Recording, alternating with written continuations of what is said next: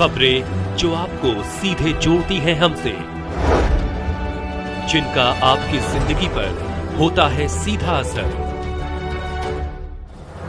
खबरों की वही तस्वीर, बिना बदले बिना डरे, जज्बा सच का लिए, सच दिखाते हैं। जहां लंबे समय तक पानी भरा रहा और लोगों को असुविधा हुई थी, बनाड़ रोड पर पिछले 3-4 साल से इस तरह की परिस्थिति बनती है। गत वर्ष बरसात के समय में हमने ये तय किया था प्रशासन के साथ में बैठ करके कि ऐसे सारे एरिया जहां वाटर लॉगिंग होती है, जहां जल भराव होता है बरसात के समय में, उन सबको हम चिन्हित करें और एक बार धीरे धीरे उनके स्थायी समाधान के लिए काम करें, लेकिन इस तरह से एक बार रचना करें कि अगले बरसात में इस तरह का कष्ट न हो। उसकी कुछ योजना बना करके पिछले दिनों में काम किया था, कहीं स्थायी काम कहीं अस्थायी काम, ये करके कि आने इस कम से कम बरसात में लोगों को जल भराव के कारण से कष्ट न हो और पानी का प्रवाह जो है वो निकासी सुचारू रूप से चलती रहे।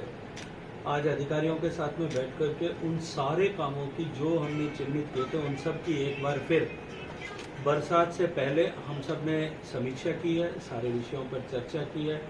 जो कुछ न्यूनताएं थी उन सबको पूरा करने का निर्देश दिया है। जहां काम की गति बढ़ाने की आवश्यकता थी, उस गति बढ़ाने के लिए भी निर्देश दिया है।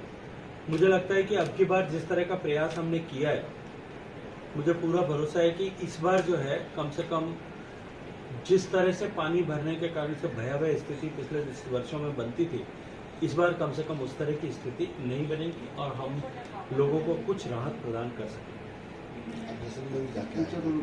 दर्दनाक हादसे में मेरे लोकसभा क्षेत्र के लगभग टेल एंड पर जो गांव है धोलिया, वहां का एक लड़का जो बचपन से लेकर के अब तक वन्य जीव संरक्षण के लिए काम करता है, दुर्भाग्य से वो वन्य जीवों के संरक्षण के लिए वन विभाग के साथ में दस्ते के साथ में जाते हुए एक्सीडेंट में वन विभाग के कर्मचारी और उनके अधिकारी और उनके साथ में उस युवक की और उसके परिवार के अन्य युवक की ऐसी दर्दनाक मृत्यु 4 लोगों की हुई थी।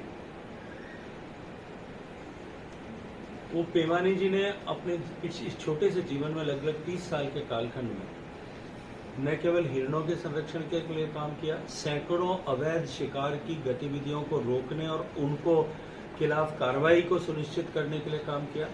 अभी तो गोडाउन के संरक्षण के लिए बहुत अद्भुत सेवाएं दी थी। उनके देहांत पर उनके परिवार से मिलने के लिए, शोक मिलन के लिए वहां गया था और उसी दुर्घटना में काल कवलित हुए बाकी अन्य 2 परिवार युवकों के परिवारों के साथ में भी जाकर के मैंने बातचीत की है। अभी हाल ही में लूनी में बजरी के जो है डंपर से बजरी माफिया को रोकने के समय हुई दुर्घटना में एक पुलिस के सिपाही की जो है दर्दनाक मृत्यु हो गई थी। वो भी लोकसभा क्षेत्र का निवासी था। उसके परिवार के साथ में जाकर के भी सांत्वना प्रदान की है। इस दुख की घड़ी में सरकार और जनप्रतिनिधि सभी उनके साथ हैं, ऐसा संदेश इसके माध्यम से दिया। और रेलवे इंजीनियरिंग वर्कशॉप जब जोधपुर की अपनी देश भर में एक बड़ी पहचान थी। आजादी के पहले जिसकी कल्पना करके जिस तरह की व्यवस्थाएं जोधपुर रेल ने की थी, उसी असट को वापस यूज करते हुए जोधपुर में वंदे भारत कोचेस के मेंटेनेंस का जो है सेंटर जोधपुर में बन रहा है। मैं माननीय प्रधानमंत्री जी को, माननीय रेल मंत्री जी को इसके लिए धन्यवाद करना चाहता हूं कि उन्होंने मेरे आग्रह पर जोधपुर का इसके लिए चयन किया।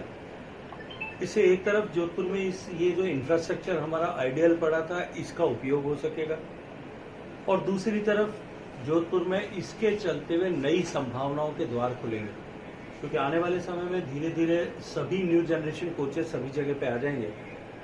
ये वर्कशॉप जोधपुर में होने के कारण से जोधपुर की जो एक विशिष्टता इस रेलवे मेंटेनेंस के सिस्टम में, रेलवे इंजीनियरिंग के सिस्टम में थी, इस परिदृश्य में थी, वो विशिष्टता निश्चित रूप से बरकरार रहेगी। इसके लिए मैं जोधपुर वासियों की तरफ से माननीय रेल मंत्री जी का हृदयपूर्वक धन्यवाद